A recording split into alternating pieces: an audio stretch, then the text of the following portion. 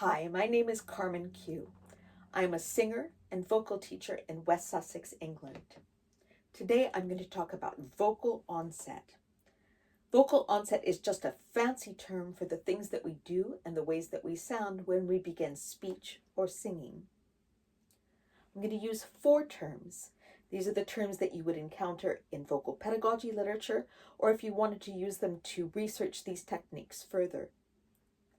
All of them are legitimate, all of them are useful, but you need to know what they are and how you make them so that you can use them when you want them.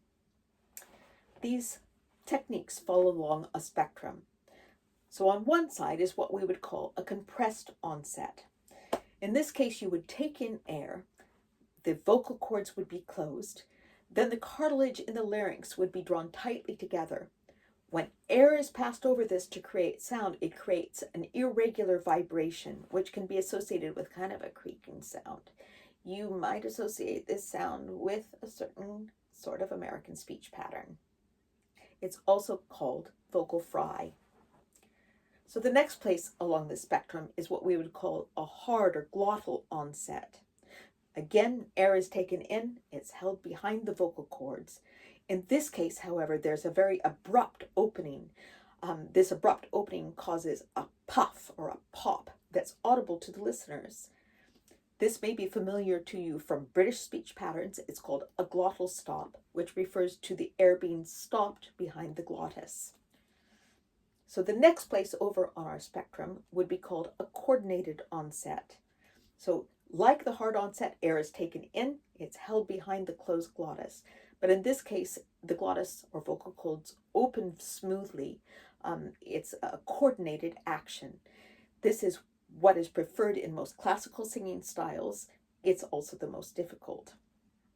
So on the far side of the spectrum from the compressed onset is what we would call a breathy onset. Breath has to be taken in because without breath there is no sound. But in this case, the glottis is still partially open when the sound is produced. So when the singer begins singing, that glottis is not closed, it's open. And you get a sound that sounds a bit like this. You can hear the air passing over those vocal cords. Again, you might associate it with some sorts of American speech. So these are 4 kinds of vocal onset. There's compressed onset, which is also called vocal fry. There's a hard or glottal onset, which you may associate with a glottal stop. There's a coordinated onset, which is what you will probably be taught if you're in classical vocal lessons. There's also a breathy onset, which is associated with certain kinds of speech. I will now give you some vocal examples. Vocal onset, compressed onset, vocal fry.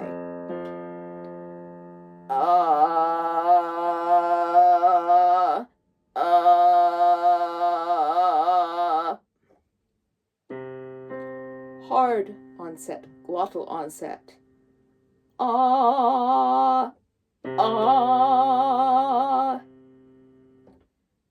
Coordinated onset.